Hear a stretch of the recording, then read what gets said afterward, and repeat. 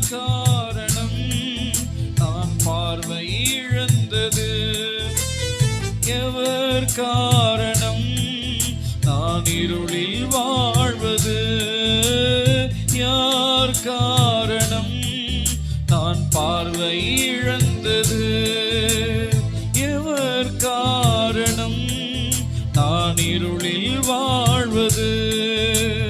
முன்னோர்களா பெற்றோர்களா இல்லை நான் செய்த பாவங்களா? முன்னோர்களா பெற்றோர்களா இல்லை நான் செய்த பாவங்களா? யார் காரணம் நான் பார்வை இழந்தது? எவர் காரணம் நான் இருளில்